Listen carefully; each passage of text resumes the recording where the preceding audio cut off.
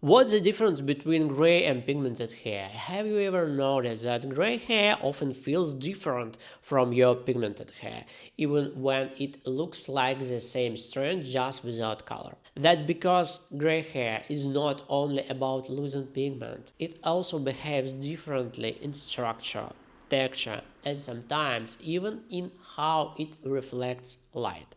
The most obvious difference is color. Pigmented hair contains melanin, the natural pigment produced inside the hair follicle.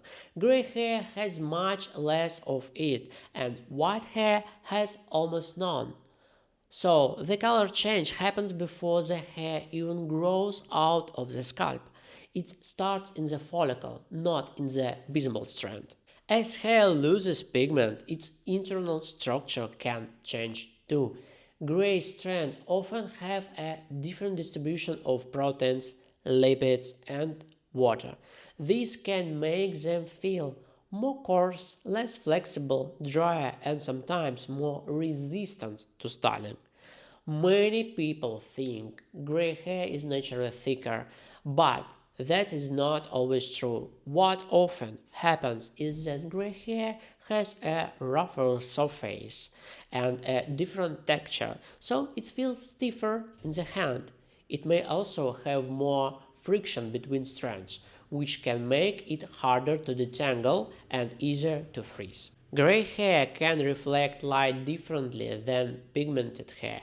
Without melanin, light bounces off the fiber in a different way, which can make gray hair look bright, silvery, or sometimes yellowish, depending on environmental exposure.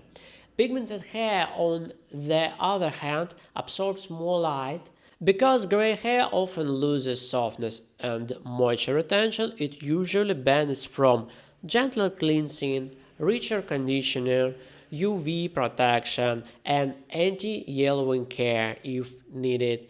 If you have more than 50% of gray hair, you must use hair mask once a week, because just a lightweight conditioner not fixed your problem with stiffness and fluffy effect. Pigmented hair also needs care, of course, but gray hair often needs a little more support in terms of hydration, smoothness, and shine. So, the difference between gray and pigmented hair is not just about color, it's about pigment, structure, texture, and how the fiber behaves over time. Gray hair is still strong, beautiful hair. It just has different chemistry and different care needs. And this was Vadim Paradox. See you in the next video.